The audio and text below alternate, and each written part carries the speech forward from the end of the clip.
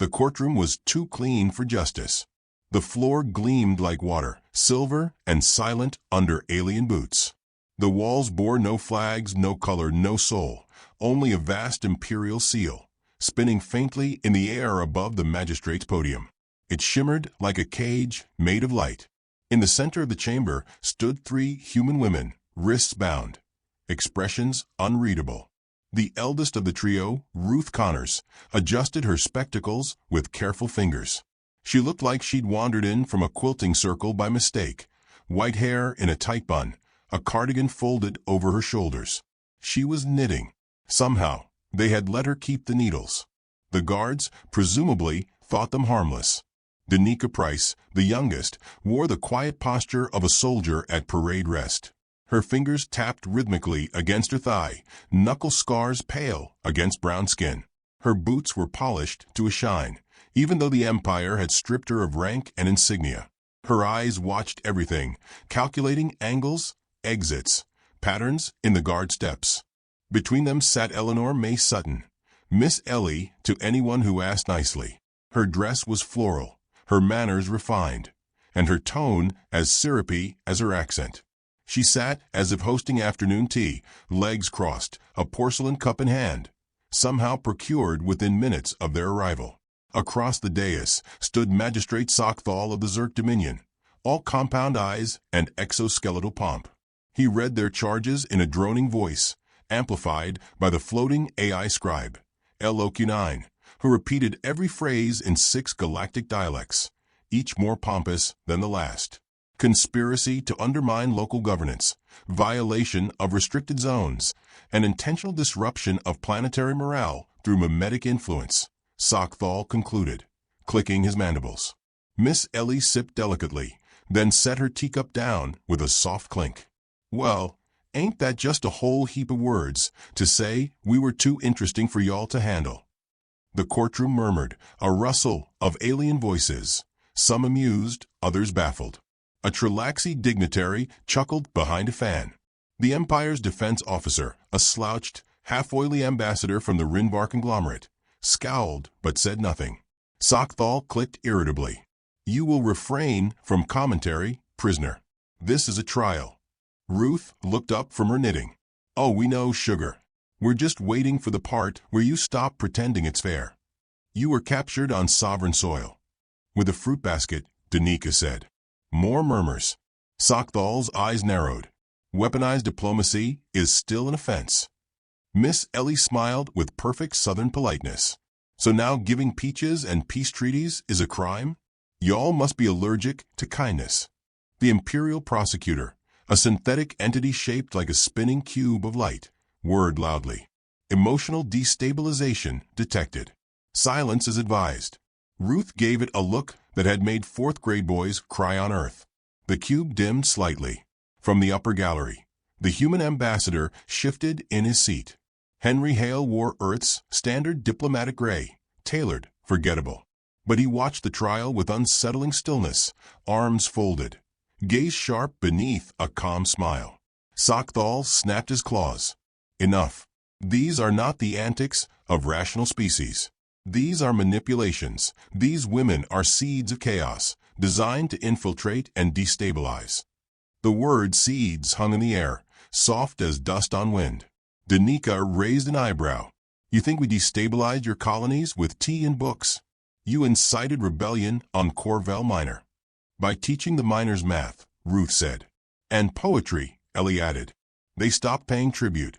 Sockthal thundered. They declared autonomy after your visit. Because we explained taxes, Ruth replied sweetly. A Trenbathy senator leaned forward. What is taxes? The chamber devolved briefly into whispered confusion, as various alien dignitaries discussed the human concept with horror. One gasped. Another fainted. Danica smirked. Didn't know knowledge was a war crime. It is when it defies order, the prosecutor snapped. Miss Ellie tilted her head. Or maybe your order wasn't worth keeping. There was something dangerous about her voice then, like honey melting into heat. Even Sockthal paused. LOQ9 floated lower, as if reprocessing its threat index. From behind the accused, a guard stiffened. not at violence, but at tone. The human tone, soft, edged, and steel, so unlike the barking orders of the galaxy's militaries. Your sentence, Sokthal said, resuming with forced calm, is death by public hanging. A mercy, considering your crimes. Ruth muttered, what is this, the 19th century? Danica snorted. But Ellie simply smiled. That's fine, darlin'. Y'all always did prefer the rope to the truth. Henry Hale stood. All eyes turned. His voice, when it came, was slow and warm, like a fireplace you didn't realize was already lit. Your Honors, he said, Earth's government respectfully dissents from this ruling. We object to the trial's validity, the method of sentencing, and the poor selection of refreshments. Objection denied, Sokthal hissed. This court does not recognize Earth's cultural pretensions. Henry sighed. Then may history write that we tried, and sat back down. The sentence was to be carried out in 12 hours. No appeal. The three women were led away, but not hurried. Danica stretched as she walked. Ruth gathered her yarn. Miss Ellie poured one last cup, offered it to a guard, who declined, then drank it herself with a shrug. As the doors closed behind them, the gallery murmured again, this time with uncertainty. The humans had not begged, not even frowned. They do not fear death, whispered MRKT diplomat. They do not believe it will happen, muttered another. Inside the holding cell, the three women sat on a bench made of cold white stone. Danica leaned back, arms crossed. You think they'll hang us for real? Ruth glanced up from her knitting. If they do, we'd better make sure the rope breaks something more than our necks. They already pulled the trigger, Ellie said softly, looking out the one-way glass at the stars beyond. Danica nodded. We just made sure it was aimed at them. The door hissed open. A guard entered, unsure. He held a tray, meals. Rations, likely laced with compliance serum. He set them down with a bow and tried not to meet their eyes. Y'all know the funny part? Ellie said, taking a spoon. What's that? Ruth asked. Ellie stirred the soup. They think this was about espionage. Danica grinned. They don't even know what we were really here for. Silence again. Then Ruth said, 12 hours. That's enough. Enough for what? The guard asked nervously. Ellie turned to him. That same calm smile. To finish the story. 12 hours passed like a countdown. The gallows square was a marvel of imperial cruelty. Clean lines, polished platforms, a floating screen broadcasting every angle. Dignitaries assembled. Reporters from 47 systems adjusted drones and feeds. Sokthal stood at the head, flanked by armed escorts. The announcer AI began its count. The women were led up the platform, bound but dignified. Ruth held her chin high. Danica walked like a soldier, boots heavy. Miss Ellie wore pearls and no fear. Final words? Sokthal asked. Danica looked at him and said, thank you. For what? He scoffed. For proving the point. Ruth added, you never ask why we're calm. Sokthal bristled. You believe rescue is coming? Ellie smiled. Oh, sugar, she said. Rescue came when you opened your mouth. You just didn't know it. The lever was pulled. The trapdoors opened. And the nooses, empty. No bodies. No drop. Just sudden absence. In their place, 3 paper slips fluttering on the breeze. Sokthal lunged forward, catching one. It was simple, elegant, in old Earth cursive. Trial complete. Verdict delivered. Game set. Behind him, screens crackled.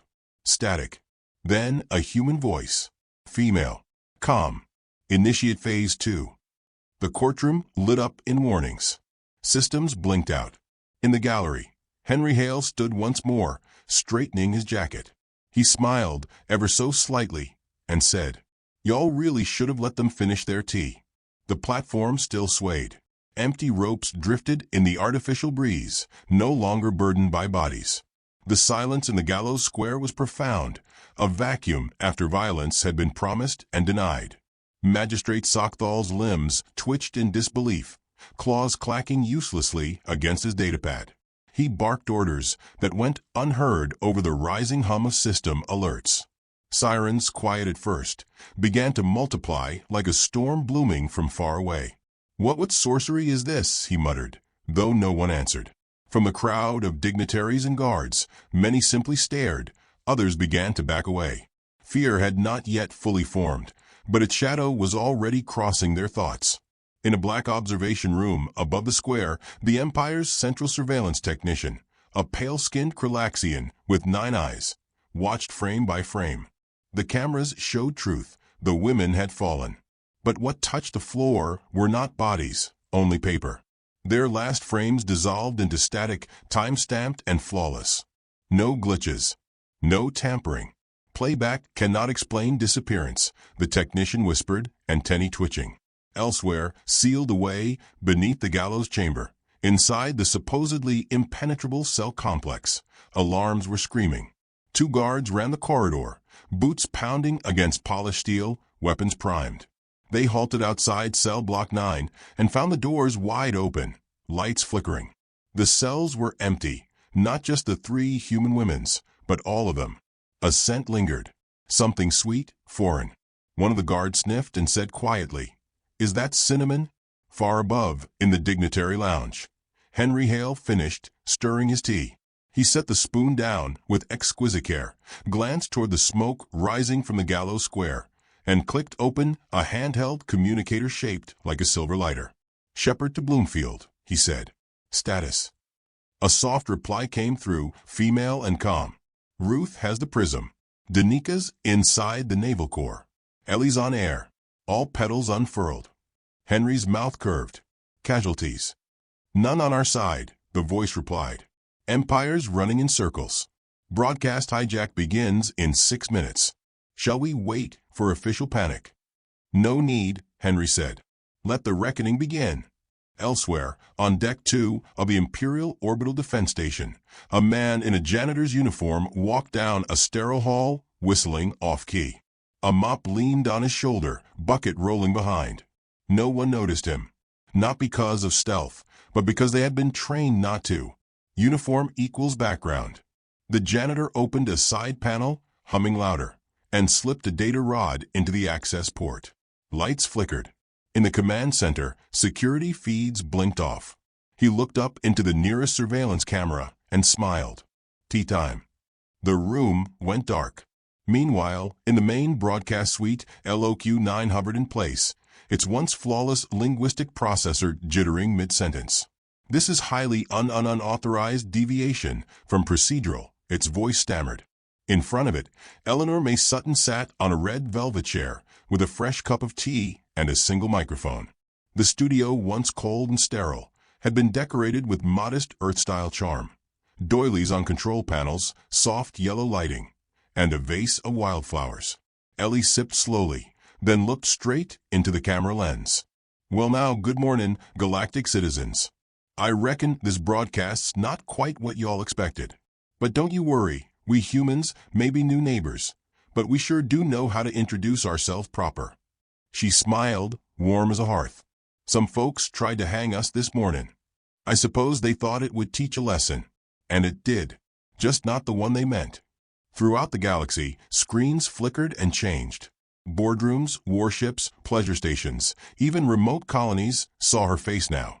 Ellie continued, "You see, Earth's been watching real close. And we noticed something. Empires like yours? They don't crumble from war. They rot from pride." She tilted her head. "Y'all had a choice, bless your hearts. You could have made us friends. Instead, you made us symbols. And now the whole galaxy's wondering what else you've been hiding behind your shiny walls and pretty parades."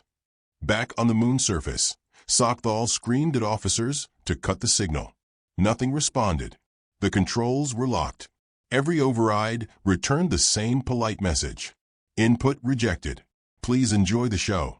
Ruth Connors, now standing calmly beside a massive fusion core in the station's heart, continued threading her yarn through something far more technical than a sweater. She tied off the final connection and nodded to the engineers around her, liberated prisoners who now held command cards and sidearms. "I always said quilting prepared me for sabotage," she murmured. "Stitches and circuits, not so different." One of the engineers laughed. "Ma'am, you just rewired an entire power relay using knitting metaphors." Every craft has a purpose, Ruth replied, wiping her hands. Now, let's light up the truth. She hit the final command. Across 30 systems, classified Empire documents, abductions, experiments, forced disappearances poured into the data networks. Each file stamped with 3 initials, RCDP, yes. At the same moment, Danica walked out of the station's military corps. She wore a borrowed officer's coat and a slight limp. The guards were unconscious, not dead, and the controls for the orbital cannons had been turned to manual. Danica adjusted her collar and opened her wrist communicator. Targets unlocked. Feeding coordinates to CivNet satellites now. Received, Henry Hale said. You left him breathing? They'll be fine, she replied. Not my fault they don't know how to block a right hook. She passed a screen showing Ellie's speech continuing across galaxies. Danica smiled. She always was the scariest one. In the broadcast suite, Ellie leaned forward. We're not here to conquer, she said. We're not like y'all. But we are here to finish what you started. When you tried to hang us for the sin of being inconvenient, well, that's when the story stopped being quiet. She lifted her teacup in a toast. To the watchers, the workers, the forgotten. We see you. And we're coming. She set the cup down. The screen cut to black. Then a symbol appeared, an old earth flower, carved in light. The magnolia. A voice followed. The garden club sends its regards. The galaxy went still. In 1,000 cities, alien citizens turned to each other in confusion. Some in fear, a few in awe, all wondering, who were these women? Inside the command chamber, LOQ 9 rebooted, voice halting. New classification detected. Earth female operative class. Garden. Club status. Existential threat level. Magistrate Sockthal, now isolated in his chamber with guards refusing to enter, screamed into a dead communicator. He threw his datapad, but it shattered on the unbreakable glass. Henry Hale's voice came through the intercom instead. You might want to run, Your Honor. Miss Ellie's not fond of repeat offenders. You'll pay for this, human. Sockthal bellowed. Oh, Henry said ever so gently. I believe the check's already in the mail. And then Sockdal's screen went black. Back in the skies above Severick 4, lights flickered as orbital shields collapsed, not through attack, but by software keys Ruth had embedded in their own defense codes. No explosions, no bloodshed, just the absence of control. That, Ellie had always said, was the best kind of war. 12 hours after the supposed execution, the human fleet, previously undetected, decloaked in orbit. They did not fire. They merely broadcast a message. Return your prisoners. Relinquish your secrets. Or we'll finish gardening. In the Empire's capital, senators panicked. Commanders locked themselves in bunkers. Others fled. A few, watching the old woman thread circuits, the soldier walk unharmed through enemy fire, and the lady with pearls rewire the galaxy's opinion, simply sat down and waited. They understood. The humans had not escaped. They had planned it. And now, as Ellie walked alone from the broadcast suite, humming softly, she passed a mirror. Her reflection showed no fear, only purpose. She adjusted her collar, brushed a bit of dust from her sleeve, and spoke to no one. They thought the noose was ours. A pause. But it was theirs all along. Above the Empire's once proud capital, the flagship Javelin of Peace burned silently in orbit, a slow rotation of failure as oxygen vented into the stars. It had not been destroyed by torpedoes or kinetic strikes. No fleet had arrived. No siege had begun. It had been emptied, quietly, thoroughly, by a woman with a lockpick smile and a soldier's patience. Danica Price stepped over the unconscious body of a security officer, checked the pulse with a clinical touch, and moved on. Her boots made soft taps against the corridor floor, every step deliberate. The only sound came from the quiet thrum of warning klaxons echoing down the ship's spine. The bridge lay ahead. She held no weapon. She hadn't needed one since boarding. A misplaced uniform and the habit of walking like she owned the room had opened doors without question. Now, as she pushed open the final hatch and stepped onto the command deck, A half-dozen armed officers spun toward her. She didn't flinch. "Hi there," she said, brushing dust off her stolen admiral's coat. "You've got 7 seconds to lay those toys down before I start putting folks to sleep." The first officer opened his mouth, but didn't speak. Something in her tone, some cold math behind the southern ease, made him hesitate. 7 seconds passed. No one fired. Danica walked calmly past them and keyed into the helm with a stolen ID chip. The console unlocked with a gentle chime. "You really ought to work on biometric redundancy," she muttered, and locked every command node on the vessel with a single stroke. Below her, half the planet watched as their flagship tilted uselessly in orbit, unable to respond. She smiled just faintly. "Tactical status," she murmured, eyes flicking over readouts. "Naval strength, enemy positions, civilian centers, yep. All here." Behind her, one of the stunned officers finally found his voice. "Who are you?" Danica turned, smile widening. "Oh, honey," she said. "I'm just the muscle. You ain't even met the brains yet." On the other side of the galaxy, far from the burning skies of the capital, Ruth Connors stood inside a data vault the size of a cathedral. Hundreds of humming crystal spires surrounded her, glowing faintly, each one containing entire planetary records. She adjusted her spectacles, checked her yarn pouch, and turned to the ex-convict technicians who now followed her like ducklings. "This one," she said, pointing to a tower labeled Empire Integrity Core, classified A1, "is where they keep the truth." "Truth about what?" asked a former resistance hacker named Keltris. Ruth's hands moved quickly, threading a copper line into a calibration port. "Where the Empire buries what it's afraid of." She looped one end of the yarn through a spliced neural relay and tied a knot soft and precise. "They took human children from frontier colonies. Said it was containment. Said they were dangerous." Keltris frowned. "You have proof?" Ruth looked up. Her face, usually so soft and grandmotherly, now resembled something carved from Appalachian stone. "I have everything." The lights above dimmed. The upload began. One by one, the spires flickered, cracked, and released their secrets into the galaxy's data web.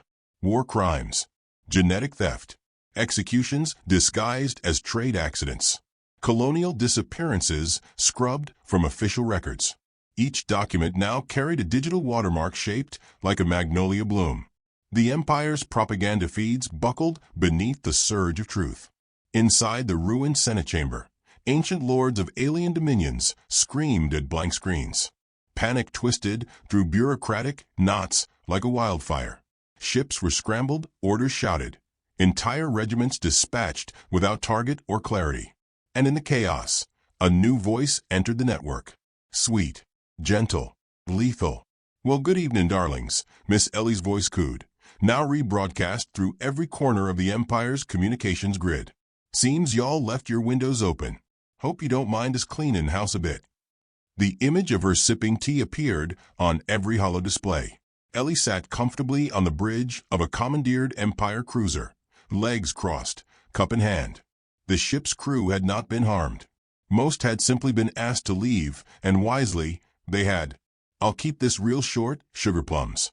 We came here a skin for respect. You gave us rope. So we turned that rope into a lasso and wrangled your secrets right out from under you." She paused, sipped again, and smiled wider. "Now we're not here to rule. We're not like you. But don't mistake good manners for weakness. You threaten one of ours, you wake the rest. And darlin', there's not a soul in this galaxy as patient or as vengeful as a human with a cause." In the Imperial Navy's High Command bunker, Admiral Vrex of the Jalari console slammed a fist into his console. "Shut it down. Shut her off."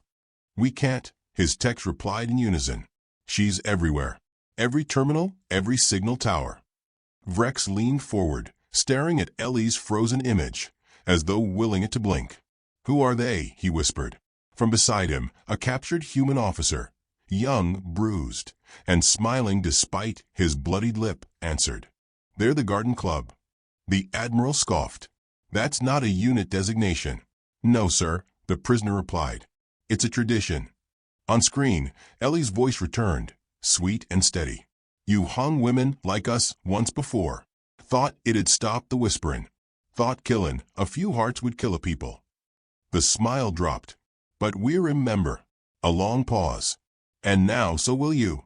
Across the stars, human operatives activated final phase protocols. Supply chains froze. Border control outposts lost gravity. Defense satellites turned inward. Systems once thought unbreachable simply opened. Danica watched from the command bridge of the Javelin of Peace, now wholly hers, as the fleet behind her realigned with eerie precision. Human vessels slipped between formations like dancers, not to attack, but to observe, to demonstrate. A message pinged from Ruth. A single line. Upload complete. They know now. Danica breathed out slowly, then sent a broadcast signal on all Imperial naval frequencies. This is Danica Price, acting commander. Standing orders. Disengage. You're not under attack. You're under judgment. Many ships complied. Some did not. A few, thinking they had found a gap in the chaos, opened fire. Danica nodded. I was polite. She keyed in the defensive grid coordinates and rerouted fire. The retaliatory strikes were exact. Surgical. Each hostile vessel disabled, not destroyed. Their weapons gone. Their engines silent. Across 17 battlefields, no human ship had fired the first shot. And yet, none had fallen. Back in the vault, Ruth folded her hands and nodded to Keltris. We're done here. What now? Ruth looked toward the stars. Now we plan something new. On the broadcast, Ellie finished her message. Let the Empire fall if it must. We're not here to catch it, but we'll be waiting on the other side. With tea and truth. She stood, adjusted her pearls, and smiled at the camera. Transmission over. The screen went dark. For the first time in generations, the galactic silence felt personal. Sochthal, once proud magistrate, now a fugitive aboard a stolen skimmer, paced the floor of his escape vessel. Every hyperlane closed before him. Every authority station refused landing. He had no allies, only fear. In the dark, the internal calm lit up. A soft voice crackled through. Sochthal, Ellie said, calm and kind. This is a courtesy call. He backed away, claws shaking. We're not going to kill you, darling. You're going to live a long life. Watch everything you built unravel. I expect that's a worse fate anyhow. He tried to speak. Only choke static came out. She chuckled gently. Be seeing you. The signal ended. Above a dozen worlds, Empire banners fell from their poles, carried by the wind of revolts now inspired. No one had seen it coming. 3 women. No armies. No doomsday devices. Just charm, planning, and the steady patience of those who knew history. Danica returned to her shuttle with quiet steps. She had no medals, no speeches waiting. She didn't want them. She simply activated her communicator and asked, We done? Ruth's voice answered, serene. We just begun, child. Ellie added in the background, Y'all want pie when you land? Danica smiled. Always. And above them, the stars watched as the Empire learned what many had forgotten. Never mistake grace for weakness. The Imperial capital no longer blinked with order. From orbit, the city sprawl looked like a cracked mosaic, blacked-out sectors threading through once glowing grids. Shimmering towers, once symbols of control, now flickered under dust-colored skies. Military bases were silent. Banners of the Empire dragged on the wind or lay trampled underfoot. The streets swelled with sound, not riots, but something worse. Voices, questions, songs of dissent in tongues long silenced. Inside the marble-arched ruins of the Central Hall, where 27 species once debated dominion, a temporary broadcast station had been set up. No official from the Empire dared to return. No guards remained to push cameras aside. Only one woman stood at the dais. She wore a simple blue dress, hair pinned with care, pearls at her throat. Her voice was warm, sweet as springtime, but layered with iron beneath. Miss Eleanor May Sutton sipped once from her teacup and began speaking calmly, as if addressing an old friend rather than a galaxy still reeling from collapse. It's a strange thing, she said softly, being called dangerous when all you did was tell the truth. She glanced down at her notes. There were none, then looked back to the silent cameras. Empires don't fall because someone pushes them. They fall because no one believes them anymore. Behind her, on what remained of the council wall, a new sigil had been projected. Not a flag, a bloom. The magnolia. Across the stars, in places where imperial patrols had vanished overnight, citizens watched from dusty taverns and crystalline towers. Some watched with fear, others with a growing hope they hadn't dared name until now. Miss Ellie's voice reached them all. You don't need to know our names. We weren't heroes. Just 3 women who refused to stay quiet. Her gaze softened. But since you'll asked so kindly, Ruth taught children. Danica fixed engines. And I made the tea. A quiet laugh echoed through the transmission rooms. Real, human, humble, and terrifying in its certainty. Y'all hung us in front of the galaxy, she said. Didn't know you were broadcasting your own obituary. In orbit, the once unstoppable Imperial fleet hung dormant, powerless. Hundreds of ships frozen mid-command. Their weapon systems now locked, their navigation sabotaged not with explosives, but whispers, lines of code. A few had been returned to their crews, engines unspooled, with the suggestion, go home. Rebuild something honest. Most took the offer. On the moon of Aristel, in a child recovery center hastily converted from an Imperial genetics lab, Ruth Connors sat cross-legged among 30 rescued kids, alien and human alike. Some bore healing scars. Others had not spoken until that morning. She taught them a game, hopscotch with tiles etched in planetary code. The children laughed. A little boy tugged on her sleeve. Miss Ruth, he asked, were you scared? She smiled at him, gentle but unflinching. Terrified baby. But you still went. I did, she said. Because when grown-ups are scared and go anyway, that's called brave. He nodded solemnly, then ran off to play again. In the command field near Luther's Belt, Danica supervised the dismantling of what was left of the Empire's ground war array. 100,000 rifles were being melted into plows, medical units, and repair drones. The former Empire Marines, now defectors, worked without being told. They followed her not because of fear, but because she had walked alone into a battleship, and won by refusing to shoot. One of them, a tall silver-scaled officer with a voice like gravel, walked up beside her. You should take a rank, he said. Danica shook her head. I don't want to rule. I want to stop having to. Then what do we call you? She considered that a moment, squinting up at the sun through dusty clouds. Call me done. Back at the Capitol, Ellie stepped down from the dais. The cameras clicked off. No applause came, just silence and the slow rustle of awakening. Behind her, Henry Hale leaned against a broken pillar, arms folded, his suit rumpled and unbothered.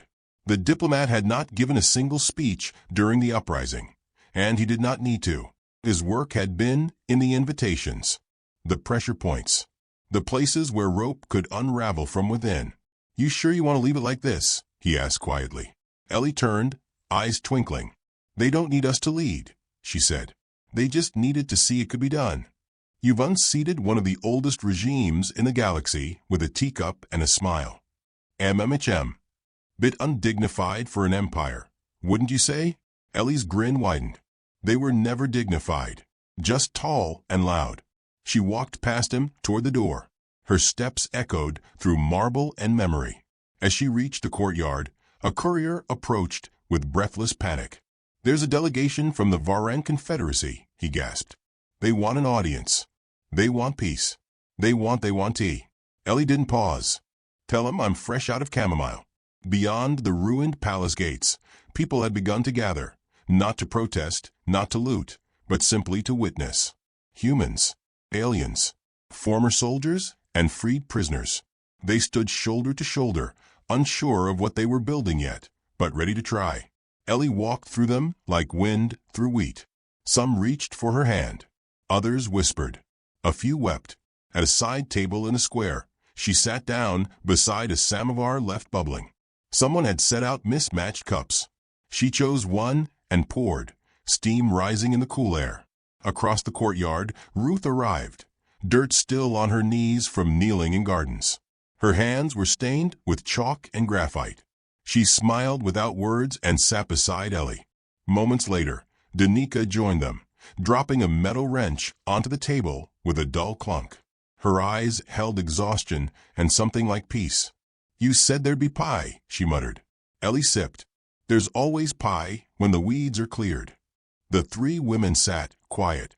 Around them, the Empire's echo faded, not into silence, but into something more honest. The sounds of rebuilding, of voices rising not in obedience, but in possibility. Danica leaned back in her chair and looked up at the clouds. "Think they'll ever figure out what we really did?" Ellie tilted her head. "They don't have to. They'll feel it." Ruth glanced toward the crumbling skyline. "Do you reckon they'll try to come back? A new empire?" Ellie didn't answer right away. Then, softly, she said, "Maybe. Pride don't die easy." Danica cracked her knuckles. "Then we stay sharp." "No," Ruth said gently. "We stay kind. That's what scares them most." Henry Hale stepped out into the square, a report in his hand. "Empire's last holdouts just surrendered," he announced. "That makes it official." He paused, glancing at the trio. "Y'all just won a war without fighting it." Ellie smiled at him over her teacup. "Darlin', we didn't win instead of fighting. We just fought smarter." She raised the cup in salute, not to herself, to the people watching, to the quiet, to the dead who hadn't made it this far. Danica looked at her old boots, scuffed and worn thin. "You think they'll ever name a holiday after us?" Ruth shook her head. "I hope not." "Why?" "Because if they remember us," Ruth said, "they might forget what they're supposed to be building." And that was the heart of it. Not revenge, not conquest, just a quiet clearing of a field no one had dared touch in generations. Now it was ready. Let someone else plant. In the distance, children were already chasing each other between cracked pillars, laughter cutting through old stone like green shoots through frostbitten ground. Ellie finished her tea and stood. "Y'all ready?" Danica nodded. Ruth rose. The three of them turned their backs on the palace ruins. No parades, no medals, just footsteps fading into the warmth of an afternoon filled with the scent of cinnamon and new soil. And as the light shifted through broken windows and onto the table they'd left behind, one last breeze caught the corner of a folded napkin. Written in looping cursive, "If you threaten a garden, don't be surprised when it grows teeth." The magnolia sigil shimmered once more before fading into memory. The empire would rebuild, different, perhaps wiser. But it would never forget, because they'd smiled, and then burned it down,